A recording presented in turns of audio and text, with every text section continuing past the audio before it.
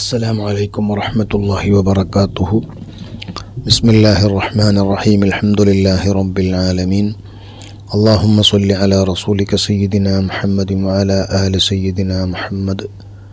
സൂറത്തുൽ കഹ്ഫ് രണ്ടാമത്തെ ഭാഗമാണ്.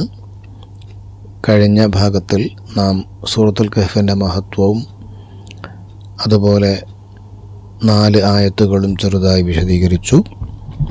നമുക്ക് അടുത്ത പാഠത്തിലേക്ക് പോകാം. മാ ലഹും ബിഹി മിൻ ഇൽമിൻ വലാ ലിആബാഇഹിം കബറത് കലിമതൻ തഖ്റുജു മിൻ അഫ്വാഹിഹിം ഇൻ യഖൂലൂന ഇല്ലാ കദിബാ فلعلك باخع نفسك على آثارهم إن لم يؤمنوا بهذا الحديث أسفا إنا جعلنا ما على الأرض زينة لها لنبلوهم أيهم أحسن عملا وإنا لجاعلون ما عليها صعيدا جرزا صدق الله مولانا العظيم. അല്ലാഹു റബ്ബ് സുബ്ഹാനഹു വ തആല തുടർന്ന് പറയുകയാണ്. നാം കഴിഞ്ഞ ക്ലാസ്സിൽ അവസാനത്തെ ആയത്ത് വയുൻദിറല്ലദീന ഖാലു ഇത്തഖദല്ലാഹു വലദ എന്നതായിരുന്നു. അഥവാ ഖുർആനിൻ്റെ പ്രധാനപ്പെട്ട ദൗത്യം 1 ജനങ്ങൾക്ക് സന്തോഷവാർത്ത അറിയിക്കുക, 2 ജനങ്ങൾക്ക് താക്കീത് നൽകുക തെറ്റ് ചെയ്യാതിരിക്കാൻ വേണ്ടി. അവിടെ പ്രത്യേകിച്ചും അല്ലാഹു തആലയെക്കുറിച്ച് അല്ലാഹു തആലയ്ക്ക് മക്കളുണ്ട് എന്ന് വാദിച്ച മുശ്രിക്കുകൾ, അതുപോലെ ക്രിസ്ത്യാനികൾ, അവരെക്കുറിച്ചാണ് പറഞ്ഞത്. അവർക്ക് അല്ലാഹു തആല താക്കീത് ചെയ്യുകയാണ്. വയുൻദിറല്ലദീന ഖാലു ഇത്തഖദല്ലാഹു വലദ, അവർക്ക് താക്കീതായിട്ടാണ് ഖുർആൻ ഇറങ്ങിയത്. തുടർന്ന് പറയുന്നു മാ ലഹും ബിഹി മിൻ ഇൽമിൻ, അവർക്ക് ഈ വിഷയത്തിൽ ഒരു അറിവും ഇല്ല. മാലഹും അവർക്ക് ഇല്ല, ബിഹി ഈ വിഷയത്തിൽ, മിൻ ഇൽമിൻ ഒരു അറിവും ഇല്ല. വലാലി ആബാഹിം അവർക്ക് എന്ന് മാത്രമല്ല, അവർക്കെവിടെ നിന്നാണ് വിവരം ഉണ്ടെങ്കിൽ തന്നെ അത് കിട്ടാനുള്ള സാധ്യത, അത് അവരുടെ പിതാക്കളിൽ നിന്നാണ്, അവരുടെ മുൻഗാമികളിൽ നിന്നാണ്. അവർക്കും ഈ വിഷയത്തിൽ ഒരു വിവരവും ഇല്ല. അല്ലാഹു റബ്ബ് സുബ്ഹാനഹു വ തആല ഖുർആനിൽ പലയിടത്തും ഈ കാര്യം പറഞ്ഞിട്ടുണ്ട്. ഇൽമില്ലാതെ നമ്മളൊരു കാര്യം പറയരുത്. ഒരു കാര്യത്തെക്കുറിച്ച് പഠിക്കാതെ അറിയാതെ ഒരു വിഷയം നമ്മൾ പറഞ്ഞു പോകരുത് നമ്മുടെ നാവ് കൊണ്ട്. അത് പൊതുവിഷയങ്ങളിൽ തന്നെ അങ്ങനെയാണ്. ദീനിൻ്റെ കാര്യമാകുമ്പോൾ പ്രത്യേകിച്ച് ശ്രദ്ധിക്കണം. റസൂലുള്ളാഹി തങ്ങളെക്കുറിച്ചാകുമ്പോൾ അതിനേക്കാളും ശ്രദ്ധിക്കണം. അല്ലാഹുവിനെ കുറിച്ചാണെങ്കിൽ പിന്നെ പറയേണ്ട. എന്ത് പറയുകയാണെങ്കിലും അത് കൃത്യമായി നമുക്കത് അല്ലാഹു തആല തന്നെ പറഞ്ഞിരിക്കണം അല്ലാഹുവിനെ കുറിച്ച്. അപ്പോൾ ഒരു വിവരവുമില്ലാതെ അത് പറയുക എന്നുള്ളത് വൻ കുറ്റമാണ്. അല്ലാഹു തആല അവരെ വെറുതെ വിടൂല. കബുറത്ത് കലിമതൻ തഖ്റുജു മിൻ അഫ്വാഹിഹിം, കബുറത്ത് വളരെ വലുതാണ്, വളരെ ഗൗരവമേറിയതാണ്. കലിമത്തൻ കലിമത്ത്, തഖ്റുജു ആ കലിമത്ത് പുറപ്പെടുന്നു, മിൻ അഫ്വാഹിം അവരുടെ വായകളിൽ നിന്ന്. അഥവാ അവരുടെ സംസാരം വളരെ ഗൗരവമേറിയ സംസാരമാണ്. ഉടനെ നിർത്തണം അത്തരം വാക്കുകൾ. അവിടെ കബുറ എന്ന് പറഞ്ഞാൽ ഫിഅലു തഅജ്ജുബ് എന്ന് പറയും. വലുതായിട്ടുണ്ട് എന്നല്ല അർത്ഥം, വളരെ വലുതാണ്, വളരെ ഗൗരവമേറിയതാണെന്നർത്ഥം. സാധാരണ വാക്കുപോലെ നിങ്ങൾക്ക് തോന്നുന്നുണ്ടെങ്കിൽ നിങ്ങൾക്ക് പിഴച്ചുപോയി. അള്ളാഹുവിന് മക്കളുണ്ട് എന്ന് അള്ളാഹുവിനെ കുറിച്ച് പറയുന്നത് അള്ളാഹു തആലക്ക് വളരെയധികം ദേഷ്യമുള്ള കാര്യമാണ്. അള്ളാഹു തആല അത്തരക്കാരെ വെറുതെ വിടൂല എന്നാണ് അർത്ഥം. ഈ യഖൂലൂന അവർ പറയുന്നില്ല, ഇല്ലാ കദിബ കള്ളമല്ലാതെ ഒന്നും പറയുന്നില്ല. അല്ലാഹു തആലയെക്കുറിച്ച് ആ മക്കളെ സ്വീകരിച്ചിരിക്കുന്നു. ഈ ഒരു വിശ്വാസം മക്ക ഖുറൈശികൾക്കുണ്ടായിരുന്നു. മലായിക്കത്തിനെക്കുറിച്ച് അള്ളാഹുവിൻ്റെ പെൺമക്കളെന്ന് അവർ പറഞ്ഞിരുന്നു, അവർ വിശ്വസിച്ചിരുന്നു. അതുപോലെ നമുക്കറിയുന്നത് പോലെ മറ്റു മതങ്ങളും ക്രിസ്ത്യാനികളും അങ്ങനെ വിശ്വസിക്കുന്നുണ്ട്.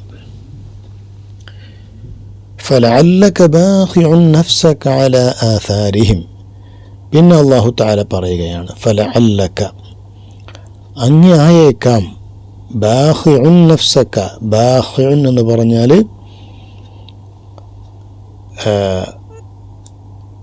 നശിപ്പിച്ചേക്കാം, നഫ്സക അങ്ങയെ തന്നെ അങ്ങ് തീർത്ത് കളഞ്ഞേക്കാം, ഇല്ലാണ്ടാക്കിയേക്കാം. അല ആസാരിഹിം അവരുടെ പിന്നിൽ പോയ കാരണം കൊണ്ട്. ഇല്ലം യുഅ്മിനു അവർ വിശ്വസിച്ചില്ലെങ്കിൽ, ബിഹാദൽ ഹദീസി ഈ വർത്തമാനം അഥവാ ഈ ഖുർആൻ കൊണ്ട് അവർ വിശ്വസിച്ചില്ലെങ്കിൽ അങ്ങ് തന്നെ നശിപ്പിക്കുന്ന, ഇല്ലാണ്ടാക്കുന്ന ഒരു പ്രവൃത്തി ചെയ്തേക്കാം. അത് തന്നെ അസഫൻ അവരോടുള്ള അവർ സ്വീകരിക്കാത്തതിലുള്ള ദുഃഖഭാരത്താൽ ചെയ്തേക്കാം, അല്ലെങ്കിൽ ചെയ്യാനെടുത്തിരിക്കുന്നു. ഇവിടെ നമ്മൾ അങ്ങനെ തന്നെ നമുക്ക് അർത്ഥം വെക്കാൻ പറ്റുകയുള്ളൂ. നമ്മൾ ഈ ആയത്ത് വായിച്ച് മനസ്സിലാക്കേണ്ടത്, അള്ളാഹുവിൻ്റെ റസൂൽ സ്വല്ലല്ലാഹു അലൈഹി വസല്ലമ തങ്ങളോട് അള്ളാഹു തആല വളരെയധികം സ്നേഹത്തോടെ പറയുകയാണ്. നമ്മൾ സാധാരണ മക്കൾ വല്ലാതെ ബുദ്ധിമുട്ടി വരുമ്പോൾ, അതല്ലെങ്കിൽ ഭർത്താവ് ഒരു കൂലിപ്പണിക്കെല്ലാം പോകുന്നൊരു ഭർത്താവ് കഷ്ടപ്പെട്ട് മക്കൾക്ക് വേണ്ടിയും ഭാര്യയ്ക്ക് വേണ്ടിയും മാതാപിതാക്കൾക്ക് വേണ്ടിയൊക്കെ അധ്വാനിച്ച് വരുമ്പോൾ ഭാര്യ അതല്ലെങ്കിൽ ഉമ്മ പറയും, വല്ലാതെ ക്ഷീണിച്ചല്ലോ, ഇത്രയൊക്കെ അധ്വാനിക്കണോ, നമുക്ക് വേണ്ടി അധ്വാനിച്ചിട്ട് നിങ്ങളെ കാര്യം നോക്കണ്ടേ, നിങ്ങളെ തടി നോക്കണ്ടേ എന്നൊക്കെ പറയാറുണ്ടല്ലോ. അതെന്തുകൊണ്ടാണ്? അത് ഭർത്താവിനോട് സ്നേഹമുള്ളത് കൊണ്ടാണ്, മകനോട് സ്നേഹമുള്ളത് കൊണ്ടാണ് പറയുന്നത്. നീ നിൻ്റെ കാര്യം നോക്ക്, നീ ഞങ്ങളെ കാര്യം മാത്രം നോക്കി നിൻ്റെ വിഷയം നീ മറന്നു പോകണ്ട എന്ന് പറയുന്നത് പോലെ അല്ലാഹു റബ്ബ് സുബ്ഹാനഹു വ തആല റസൂലുള്ളാഹി തങ്ങളെ സന്തോഷിപ്പിക്കുകയാണ്, അല്ലെങ്കിൽ സമാധാനിപ്പിക്കുകയാണ്. എന്തു പറഞ്ഞിട്ട്? തങ്ങൾ വല്ലാതെ കഷ്ടപ്പെടുന്നുണ്ട് മക്ക ഖുറൈശികളെ ഇസ്ലാമിലേക്ക് കൊണ്ടുവരാൻ വേണ്ടിയിട്ട്.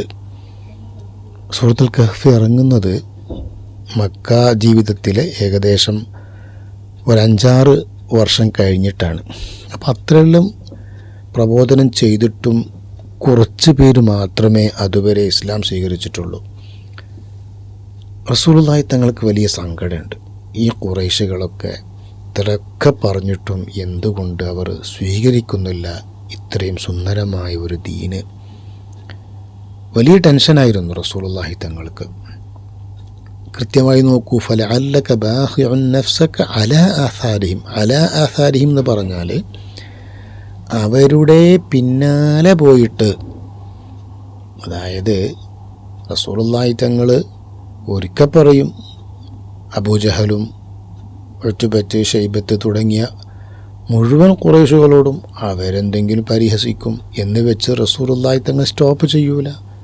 പിറ്റേ ദിവസവും പറയും, പിന്നെയും പറയും. അതാണ് അലാ ആസാരിഹിം. അവരുടെ കാൽപ്പാടുകൾക്ക് പിന്നാലെ, അവരുടെ പിന്നാലെ തങ്ങൾ പോയി പിന്നെയും പറഞ്ഞ്, എന്നിട്ടും അവർ സ്വീകരിക്കുന്നില്ല. ഇല്ലം യുഅ്മിനൂ അവർ വിശ്വസിക്കാത്ത കാരണം കൊണ്ടാണ് റസൂലുള്ളാഹിക്ക് ഈ സങ്കടവും ടെൻഷനൊക്കെ ഉണ്ടായത്. അപ്പോൾ അല്ലാഹു തആല സമാധാനിപ്പിക്കുകയാണ്, അങ്ങനെ ടെൻഷനായിട്ട് തങ്ങളങ്ങനെ വിഷമിക്കണ്ട. അത് നമ്മുടെ ജീവിതത്തിൽ നോക്കിയാൽ നമുക്ക് മനസ്സിലാകും. ഒരാളൊരു നല്ല ഇൻവെസ്റ്റ് ചെയ്തൊരു ഷോപ്പ് തുടങ്ങി, ഒരു കമ്പനി തുടങ്ങി, പക്ഷേ വിചാരിച്ച രൂപത്തിലുള്ള കച്ചവടം നടന്നില്ലെങ്കിൽ ടെൻഷൻ അടിക്കും. എന്ന് വെച്ച് അദ്ദേഹം ഒരുപാട് ഇൻവെസ്റ്റ് ചെയ്തുകൊണ്ട് കച്ചവടം സ്റ്റോപ്പ് ചെയ്യില്ല. പ്രതീക്ഷയിൽ പിന്നെയും ഇൻവെസ്റ്റ് ചെയ്യും, പിന്നെയും കച്ചവടം തുടരും. അങ്ങനെ ഒരു 5-8 വർഷം ആ കച്ചവടം ലാഭമില്ലാതെ പോകുമ്പോൾ വല്ലാതെ ടെൻഷനാവില്ലേ? കച്ചവടത്തെ ഓർത്തു, ചെലവഴിച്ച സമയത്തെ ഓർത്തുകൊണ്ട് ടെൻഷനാവും. അല്ലേ? അപ്പോൾ നമുക്ക് അത്തരം വിഷയങ്ങളിലാണ് ടെൻഷൻ ഉണ്ടാവൽ. ദുനിയാവിൻ്റെ കാര്യങ്ങളിൽ കഷ്ടപ്പെട്ട് അത് സ്വന്തം കാര്യത്തിന് വേണ്ടിയിട്ട് നമ്മൾ അധ്വാനിച്ച് ലഭിക്കാത്തപ്പോൾ റസൂലുള്ളാഹി തങ്ങളുടെ ടെൻഷൻ എന്തായിരുന്നു? ജനങ്ങൾ നന്നാകുന്നില്ല. അതിന് വേറൊരു കാരണം കൂടി മഹാന്മാർ പറയുന്നുണ്ട്. എന്താണ്? റസൂലുള്ളാഹി സ്വല്ലല്ലാഹു അലൈഹി വസല്ലമ തങ്ങൾ നരകം കണ്ണാരെ കണ്ടവരാണ്, സ്വർഗവും കണ്ടവരാണ്. അപ്പോൾ തങ്ങൾക്ക് ഒരാൾ ഇസ്ലാം സ്വീകരിക്കുന്നില്ല എന്ന് പറയുമ്പോൾ നമുക്കില്ലാത്തൊരു ടെൻഷൻ ഉണ്ടാവും. അതെന്താണ്? നമ്മൾ നരകത്തെ പറിച്ച് കേട്ടിട്ടേ ഉള്ളൂ, റസൂലുള്ളാഹി തങ്ങൾ കണ്ടിട്ടുണ്ട്. അപ്പോൾ ആ തീയാണല്ലോ ലാ ഇലാഹ ഇല്ലല്ലാഹിൽ വിശ്വസിക്കാത്തവർ പോയി വീഴുന്നത്. അവരെന്ത് ചെയ്താൽ മതി? ലാ ഇലാഹ ഇല്ലല്ലാഹ് എന്ന് പറഞ്ഞാൽ മതി. അങ്ങനെ പറയേണ്ടതേ ഉള്ളൂ. അവർക്ക് ലഭിക്കാൻ പോകുന്ന സ്വർഗ്ഗമാണ്. ആ സ്വർഗവും റസൂലുള്ളാഹി തങ്ങൾ കണ്ടിട്ടുണ്ട്. അപ്പം നമുക്കൊന്നും അത്തരം വിഷയത്തിൽ വലിയ ടെൻഷനും വലിയ സന്തോഷവും ഇല്ലാത്തത് നമുക്ക് കാണാത്തത് കൊണ്ടാണ്. റസൂലുള്ളാഹി തങ്ങൾ കണ്ണുകൊണ്ട് സ്വർഗവും നരകമൊക്കെ അല്ലാഹു തആല കാണിച്ചു കൊടുത്തത് കൊണ്ട് തന്നെ അള്ളാഹുവിൻ്റെ റസൂലിന് വലിയ ടെൻഷനായിരുന്നു. ഇവർക്കൊക്കെ ഈ കോലത്തിൽ പോയി മരണപ്പെട്ടാൽ അവർക്ക് നരകം കിട്ടുമെന്നുള്ള ആ പേടി. അസഫ എന്ന് പറഞ്ഞാൽ ദുഃഖഭാരത്താൽ, അവർ ഇസ്ലാം സ്വീകരിക്കാത്തതിൻ്റെ ദുഃഖഭാരത്താൽ. ഇന്നാ ജഅൽനാ മാ അലൽ അർളി സീനതൻ ലഹ. വീണ്ടും അല്ലാഹു റബ്ബ് സുബ്ഹാനഹു വ തആല റസൂലുള്ളാഹി തങ്ങളെ സമാധാനിപ്പിക്കുകയാണ്. ഇന്നാ ജഅൽനാ, തീർച്ചയായിട്ടും നാം ആക്കി, മാ അലൽ അർളി, ഭൂമിയുടെ മേലെയുള്ള വസ്തുക്കൾ. മാ എന്ന അറബിയിലെ ആ ഒരു വാചകത്തിന് എല്ലാ സംഗതികളും പെട്ടു. ഭൂമിയുടെ മേലെ എന്തെല്ലാം സുഖങ്ങളുണ്ടോ, നല്ല നല്ല അമ്പരച്ചുംബികളായ കെട്ടിടങ്ങളുണ്ട്, അതുപോലെ നക്ഷത്രങ്ങളുണ്ട് ആകാശലോകത്ത്, അത് കണ്ട് ആസ്വദിക്കാം. നല്ല മരങ്ങളുണ്ട്, നല്ല കടലുണ്ട്, കാടുണ്ട്, അതുപോലെ നമ്മുടെ സുഹൃത്തുക്കൾ, നമ്മുടെ കുടുംബം, നാമുമായി ബന്ധപ്പെട്ട നമുക്കിവിടെ ആസ്വാദനം എന്ന് പറയാൻ പറ്റുന്ന എന്തെല്ലാം ഈ ഭൂമി ലോകത്തുണ്ടോ അതൊക്കെ പെട്ടു. അതിനെക്കുറിച്ചൊക്കെ അല്ലാഹു തആല പറയുന്നു സീനത്തൻ ലഹ. അത് ഈ ഭൂമിക്കുള്ള ഒരു ഭംഗിയാണ്. ഭംഗിയായിട്ടാണ് അല്ലാഹു തആല ഈ കാണുന്ന സുഖങ്ങളെയൊക്കെ ഉണ്ടാക്കിയത്. എന്തിനാണ് ആ ഭംഗി അല്ലാഹു തആല ഈ ഭൂമിയിൽ ഉണ്ടാക്കിയത്? അത് ലിനബുലുവഹും, അത് ജനങ്ങളെ പരീക്ഷിക്കാൻ വേണ്ടിയാണ് ആ ഭംഗി അല്ലാഹു തആല ഈ ഭൂമിക്ക് കൊടുത്തത്. നബുലുവ എന്ന് പറഞ്ഞാൽ പരീക്ഷണം, പരീക്ഷിക്കുക. എന്താണ് പരീക്ഷിക്കുന്നത്? അയ്യുഹും, അവരുടെ കൂട്ടത്തിൽ അഹ്സനു അമല, ഏറ്റവും നല്ല അമല് ചെയ്യുന്നവർ ആരാണ്, സൽക്കർമ്മങ്ങൾ ചെയ്യുന്നവർ ആരാണ്. അഹ്സനു എന്ന് പറഞ്ഞാൽ നല്ല ക്വാളിറ്റിയുള്ള അമല്, അള്ളാഹുവിനെ പേടിച്ച് ഹൃദയ സാന്നിധ്യത്തോടെ ആത്മാർത്ഥമായി ഖുശൂഅോടെ നാം ചെയ്യുന്ന പ്രവൃത്തി. ആ പ്രവൃത്തിയാണ് ക്വാളിറ്റിയുള്ള അഹ്സനു, ഏറ്റവും നല്ല, ദി ബെസ്റ്റ് ആക്ഷൻ, ഏറ്റവും നല്ല പ്രവൃത്തി ആരാണ് ചെയ്യുന്നത് എന്ന് പരിശോധിക്കാൻ വേണ്ടിയാണ്. അതായത് അല്ലാഹു തആല വലിയൊരു മെസ്സേജാണ് ഇവിടെ നൽകുന്നത്. എന്താണത്? തങ്ങളിങ്ങനെ ടെൻഷൻ അടിച്ചിട്ട് പോകേണ്ട ആവശ്യമില്ല. കാരണം അല്ലാഹു തആല അങ്ങനെ എല്ലാവരെയും മുഅ്മിനാക്കണം, വിശ്വാസിയാക്കണമെന്ന് തീരുമാനിച്ചിട്ടൊന്നുമില്ല. പിന്നെ അല്ലാഹു തആല മനുഷ്യന് ചിന്തിക്കാനുള്ള ബുദ്ധി കൊടുത്തിട്ടുണ്ട്, നല്ല വഴിയും ചീത്ത വഴിയും കാണിച്ചു കൊടുത്തിട്ടുണ്ട്. ഇനി വേണ്ടത് ജനങ്ങൾ അല്ലെങ്കിൽ മനുഷ്യൻ നല്ല വഴി സ്വീകരിക്കുകയാണ് വേണ്ടത്. സ്വീകരിക്കുന്നുണ്ടോ ഇല്ലേ എന്ന് പരീക്ഷിക്കാനാണ് ഈ ദുനിയാവ് കൊടുത്തത്. അപ്പോൾ സ്വാഭാവികമായിട്ടും പരീക്ഷയിൽ കുറേ പേര് തോറ്റുപോകും. അത് അല്ലാഹു തആല പണ്ടേ കണക്കാക്കിയതാണ്. അപ്പോൾ ഇത് മക്കക്കാർ മുഴുവനും ഇസ്ലാം സ്വീകരിച്ചിട്ടില്ലെങ്കിൽ അത് തങ്ങളുടെ പ്രബോധനത്തിൻ്റെ കുറവ് കൊണ്ടല്ല. തങ്ങൾ ചെയ്യേണ്ട പ്രവൃത്തിയൊക്കെ കൃത്യമായി ചെയ്തിട്ടുണ്ട്. ദുനിയാവ് മൊത്തത്തിലൊരു ടെസ്റ്റാണ്. ആ ടെസ്റ്റിൽ ഒരുപാട് പേര് പരാജയപ്പെടും. അങ്ങനെ കണക്കൂട്ടിയാൽ മതി എന്നാണ് അല്ലാഹു തആല വീണ്ടും സമാധാനിപ്പിച്ചുകൊണ്ട് റസൂലുള്ളാഹി സ്വല്ലല്ലാഹു അലൈഹി വസല്ലമ തങ്ങളോട് പറയുന്നത്. വഇന്നാ ലജാഇലൂന മാ അലൈഹ സ്വഈദൻ ജുറുസ. പിന്നെ അല്ലാഹു തആല പറയുന്നു, വഇന്നാ തീർച്ചയായിട്ടും നാം ലജാഇലൂന മാ അലൈഹ ഈ ഭൂമിയുടെ മേലെയുള്ള എല്ലാ സംഗതികളെയും നാം ആക്കും സ്വഈദൻ, അത് കേവലം ഒരു വരണ്ട പ്ലൈൻ ഭൂമിയാക്കി മാറ്റും. ജുറുസ, കൃഷികളൊന്നുമില്ലാത്ത ഒരു കേവലം മണ്ണ് മാത്രം ആക്കി മാറ്റും. അതായത് അല്ലാഹു തആല ഖിയാമത്ത് നാളിനെ കുറിച്ചാണ് സൂചിപ്പിക്കുന്നത്. നിങ്ങൾക്കിവിടെ ഒരുപാട് സുഖങ്ങൾ കാണുന്നുണ്ടാകാം, പക്ഷേ അത് ടെമ്പററിയാണ്. ആ സുഖങ്ങളൊന്നും എറ്റേണൽ, ശാശ്വതമല്ല. അതൊക്കെ അവസാനിക്കാൻ പോകുന്നുണ്ട്. അപ്പം അതുകൊണ്ട് ഖുർആനിൽ പറയുന്നത് സീന, ഈ ദുനിയാവ്, ഈ ഭൂമി ഒരു ഭംഗി മാത്രമാണ്. ആ ഭംഗി തൽക്കാലം ആസ്വദിച്ചോളൂ, അതിനുവേണ്ടി നൽകിയതാണ്. എങ്കിൽ ഇതിനേക്കാളൊക്കെ ഭംഗിയുള്ള ഒരു ലോകം ഇനി വരാനിരിക്കുന്നു. നിങ്ങൾ കാണുന്ന ഈ ദുനിയാവ് നശിച്ചു പോകാനുള്ള ദുനിയാവാണ്. അതുകൊണ്ട് ഇവിടെ ആ ദുനിയാവിൻ്റെ ബാക്കിൽ പോകുന്നവർക്ക് ആ ചെറിയ ചെറിയ ലക്ഷ്യങ്ങൾ മാത്രമാണുള്ളത്. വലിയ വലിയ ചോദ്യങ്ങൾക്കൊന്നും അവർ ഉത്തരം കണ്ടെത്താൻ ശ്രമിക്കുന്നില്ല. അപ്പോൾ തങ്ങൾ ടെൻഷൻ അടിക്കണ്ട, തങ്ങളുടെ കുഴപ്പമല്ല. ഈ ദുനിയാവിൻ്റെ കഥ അങ്ങനെയാണ്. അവർക്ക് താൽക്കാലികമായി ചില സുഖങ്ങൾ കൊടുത്തപ്പോൾ അതിൽ ആസ്വദിച്ച് മതിമറന്നതുകൊണ്ടാണ് അവർക്കത് സംഭവിക്കുന്നത്. ഇനി നാം അസ്ഹാബുൽ കഹ്ഫിൻ്റെ ചരിത്രത്തിലേക്ക് കടക്കുകയാണ്. അതിൻ്റെ മുഖവുരയായിട്ട് പറഞ്ഞ കുറച്ച് ആയത്തുകൾ മാത്രം നമുക്കിന്ന് നോക്കാം. أم حسبت أن أصحاب الكهف والرقيم كانوا من آياتنا عجبا إذ أوى الفتية إلى الكهف فقالوا ربنا آتنا من لدنك رحمة وهيئ لنا من أمرنا رشدا فضربنا على آذانهم في الكهف سنين عددا ثم بعثناهم لنعلم أي الحزبين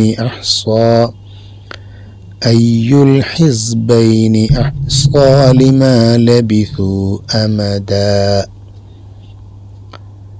എന്നിട്ട് അല്ലാഹു തആല പറയുന്നു, അം ഹസിബ്ത, തങ്ങൾ വിചാരിച്ചുവോ, അന്ന അസ്ഹാബുൽ കഹ്ഫി, കഹ്ഫ് എന്ന് പറഞ്ഞാൽ ഗുഹ, അസ്ഹാബ് ഓണർ, ഗുഹാവാസികൾ ആയിരുന്നുവെന്ന് വിചാരിക്കുന്നുവോ, വറഖീമി, റഖീമിൻ്റെ ആളുകളും ആയിരുന്നുവെന്ന് വിചാരിക്കുന്നുവോ, കാനൂ, അവർ, മിൻ ആയാത്തിന, നമ്മുടെ ദൃഷ്ടാന്തങ്ങളിൽ നിന്ന്, ആജബ, ഒരു അത്ഭുതകരമായ സംഗതിയാണ് എന്ന് തങ്ങൾ വിചാരിക്കുന്നുവോ. എന്താ പറഞ്ഞത് ഇവിടെ? ഇനി നാം അസ്ഹാബുൽ കഹ്ഫിൻ്റെ ചരിത്രം ഇവിടെ ആരംഭിക്കുകയാണ്. അല്ലാഹു റബ്ബ് സുബ്ഹാനഹു വ തആല ആദ്യം തന്നെ ഉണർത്തുന്നത്, നിങ്ങളെപ്പോഴും ഈ ഭൂമി ലോകത്ത് ജീവിക്കുമ്പോൾ ആദ്യം ചെയ്യേണ്ട നിങ്ങളുടെ പ്രയോറിറ്റി അത് ഈമാനിലേക്കാണ്. അള്ളാഹുവിൽ പൂർണ്ണമായും ശരിയായ രൂപത്തിൽ വിശ്വാസമർപ്പിക്കുക, വിശ്വസിക്കുക എന്നുള്ളതാണ്. അതിനുശേഷമാകട്ടെ നിങ്ങൾ വല്ല അത്ഭുതങ്ങളും കാണുന്നുണ്ടെങ്കിൽ ആ അത്ഭുതങ്ങളെക്കുറിച്ചുള്ള വർത്തമാനം. ഒന്നുകൂടി പറയുകയാണെങ്കിൽ, ഈ ദുനിയാവിൽ എന്തെല്ലാം രൂപത്തിലുള്ള മഹാത്ഭുതങ്ങളൊക്കെ നിങ്ങൾക്ക് കണ്ടേക്കാം. ആ അത്ഭുതങ്ങളൊക്കെ കണ്ടിട്ട് നിങ്ങൾ അമേസിങ്, അതല്ലെങ്കിൽ വാവ് എന്നൊക്കെ നിങ്ങൾ പറഞ്ഞ് പിന്നെ നിങ്ങളെ പഴയ അവസ്ഥയിലേക്ക് തന്നെ പോവുകയാണെങ്കിൽ നിങ്ങൾ മനസ്സിലാക്കുക, നിങ്ങൾക്ക് യഥാർത്ഥ അത്ഭുതം ഇപ്പോഴും അറിഞ്ഞിട്ടില്ല. യഥാർത്ഥ അത്ഭുതം ആകാശം, ഭൂമി, ഇവിടെയുള്ള പ്രാപഞ്ചിക രഹസ്യങ്ങളൊക്കെ അന്വേഷിച്ച് അതിൻ്റെ പിന്നിൽ ഒരാളുണ്ട് എന്ന് മനസ്സിലാക്കി അള്ളാഹുവിൽ വിശ്വസിക്കുക എന്നുള്ളതാണ് ഒരു യഥാർത്ഥ മനുഷ്യൻ ചെയ്യേണ്ടത്. ആ മഹാത്ഭുതങ്ങളെക്കുറിച്ച് പഠിച്ച് അതിൻ്റെ പിന്നിൽ അതിനെ ഉണ്ടാക്കിയ ദൈവം അഥവാ അള്ളാഹുവിൽ വിശ്വസിക്കുകയാണ് വേണ്ടത്. അതിൽ വിശ്വസിക്കാതെ പിന്നെ ചുറ്റുഭാഗത്ത് കാണുന്ന ചില അത്ഭുതങ്ങളെ കണ്ട് അതിൽ വശം വതരാകുന്നതിന് അർത്ഥമില്ല. അതാണ് ഈ പറഞ്ഞതിൻ്റെ സാരം. ഇനി പറഞ്ഞത് എന്താണ്? അസ്ഹാബുൽ കഹ്ഫിൻ്റെ ചരിത്രം കഴിഞ്ഞ ക്ലാസ്സിൽ ഞാൻ ഉണർത്തിയെന്ന് തോന്നുന്നുണ്ട്. അതായത് ഖുറൈശികൾ നളർ ഇബ്നുൽ ഹാരിസ് മദീനയിലേക്ക് ചെന്ന് റസൂലുള്ളാഹി തങ്ങളെ ഉത്തരം മുട്ടിക്കാനുള്ള വല്ലതും വേണമെന്ന് പറഞ്ഞപ്പോൾ മദീനയിലുള്ള ജൂതന്മാരാണ് പറഞ്ഞത്, മക്കയിലേക്ക് ചെന്ന് മുഹമ്മദിനോട് 3 ചോദ്യങ്ങൾ ചോദിക്കണം. അതിൽപ്പെട്ട ഒന്നാണ് യുവാക്കളുടെ ചരിത്രം എന്തായിരുന്നു, അവരുടെ കഥ എന്താണ് എന്നുള്ളത്. അപ്പോൾ സത്യത്തിൽ ജൂതന്മാർ റസൂലുള്ളാഹി തങ്ങളെ ഉത്തരം മുട്ടിക്കാനാണ് ഈ ചോദ്യം ചോദിക്കാൻ അയക്കുന്നത്. അല്ലാഹു തആല അവിടുന്ന് മറുപടി പറയുന്നു, ഇത് നമുക്കറിയാത്തത് കൊണ്ടൊന്നുമല്ല, എന്നിരുന്നാലും നിങ്ങൾ മനസ്സിലാക്കേണ്ടത് അതിനേക്കാളും പ്രധാനം നമ്മുടെ ആയാത്തുകളിലൊക്കെ വിശ്വസിച്ച് യഥാർത്ഥ രൂപത്തിൽ ഖുർആനിൻ്റെ ആശയങ്ങളിലേക്ക് വരലാണ് വേണ്ടത്. മക്കളുണ്ട് അള്ളാഹുവിന് എന്ന് വിശ്വസിക്കാതിരിക്കലാണ് വേണ്ടത് എന്നാണ് ഇവിടെ സൂചിപ്പിച്ചത്.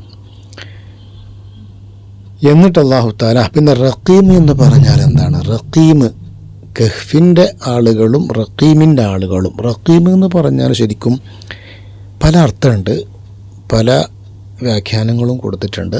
റഖമ എന്ന് പറഞ്ഞാൽ ടു സ്ക്രൈബ്, എഴുതുക, വരയ്ക്കുക. റഖീം വരക്കപ്പെട്ട, എഴുതപ്പെട്ട ഒരു സാധനം എന്നർത്ഥം. അത് റഖീം എന്നുള്ളത് ഈ യുവാക്കളുടെ പേരെഴുതിയ പലകയാണ്, അതല്ലെങ്കിൽ ആ സ്ഥലത്തിൻ്റെ പേരാണ്, അതല്ലെങ്കിൽ അവിടെ ഉണ്ടായിരുന്ന ഒരു മലയുടെ പേരാണ്. അങ്ങനെ പല അഭിപ്രായങ്ങളുമുണ്ട്. ഏതായാലും നമ്മൾ മനസ്സിലാക്കുക, റഖീം എന്നുള്ളത് അസ്ഹാബുൽ കഹ്ഫിൻ്റെ കൂടെ ചേർത്ത് അല്ലാഹു തആല പറഞ്ഞ ഒരു പ്രധാനപ്പെട്ട ഒരു വിഷയം തന്നെയാണ്. എന്നിട്ട് അല്ലാഹു തആല പറയുന്നു, ഇദ് അവൽ ഫിത്യത്തു ഇലൽ കഹ്ഫി ഫഖാലു. ഇദ് അവൽ ഫിത്യത്തു, ആ യുവാക്കൾ അഭയം ചെന്ന സമയത്ത്, അല്ലെങ്കിൽ അഭയം തേടിയ സമയത്ത്, ഇലൽ കഹ്ഫി, ഗുഹയിലേക്ക്, ഫഖാലു, എന്നിട്ട് അവർ പറഞ്ഞു, അവർ ദുആ ചെയ്തു, റബ്ബന, ഞങ്ങളുടെ റബ്ബേ, ആതിന, ഞങ്ങൾക്ക് നൽകണേ, മില്ലദുങ്ക, നിന്റെ വക്കൽ നിന്ന്, റഹ്മത്തൻ, ഞങ്ങൾക്ക് നീ കാരുണ്യം നൽകണം, അതുപോലെ വഹയ്യി ലനാ, നീ ഞങ്ങൾക്ക് ശരിപ്പെടുത്തി തരണം, മിൻ അംറിന, ഞങ്ങളുടെ കാര്യങ്ങളിൽ, റഷദ, സന്മാർഗം. അതായത് അല്ലാഹു റബ്ബ് സുബ്ഹാനഹു വ തആലയോട് ഗുഹയിൽ ചെന്നുകൊണ്ട് അവർ ചെയ്ത ദുആയാണ് ഇവിടെ പറയുന്നത്. അപ്പോൾ നമ്മൾ മനസ്സിലാക്കേണ്ടത് ദുആ എന്നുള്ളത് വളരെ വളരെ പവർഫുള്ളാണ്. ഏതൊരു പ്രതിസന്ധി ഘട്ടത്തിലും നാം ദുആ ചെയ്യുകയാണ് വേണ്ടത്. അല്ലാഹു തആല അവർക്ക് ഈ വലിയ 300 വർഷത്തെ ആ ഉറക്കം നൽകിയത് ഈ ദുആ ചെയ്തതിന് ശേഷമാണ്. അപ്പോൾ ദുആക്ക് വലിയ എഫക്റ്റുണ്ട് എന്നുള്ളത് നമുക്ക് ഇതുകൊണ്ട് മനസ്സിലാക്കാം. അവരുടെ ദുആയുടെ പ്രത്യേകത നോക്കൂ. അവർ ദുആ ചെയ്തെന്താണ്? റബ്ബന, ആദ്യം തന്നെ വിളിച്ചത് റബ്ബേ, ഞങ്ങളുടെ റബ്ബേ. റബ്ബ് എന്ന് പറഞ്ഞാൽ തന്നെ എന്താണ്? നമ്മുടെ ഉടമ. ആ ഉടമ അടിമയോട് വലിയ റഹ്മത്തുള്ള ഉടമയാണ്. നമ്മൾ കാണുന്ന നമ്മുടെ ബോസും നമ്മുടെ അർബാബും അങ്ങനെയൊന്നുമല്ല. വലിയ റഹ്മത്തുള്ള ഉടമയാണ്. വല്ലാതെ സ്നേഹിക്കുന്ന, ഇഷ്ടമുള്ള ഇഷ്ടമുള്ള ഉടമയാണ്. ആ ഉടമയെ നമുക്ക് എവിടെ നിന്നും വിളിക്കാം, ഏത് പ്രതിസന്ധി ഘട്ടങ്ങളും നമുക്ക് വിളിക്കാം. എല്ലാ വിളിയും ആ റബ്ബ് കേൾക്കും. ഗുഹയിലും കേൾക്കും, ഗുഹയുടെ പുറത്തും കേൾക്കും.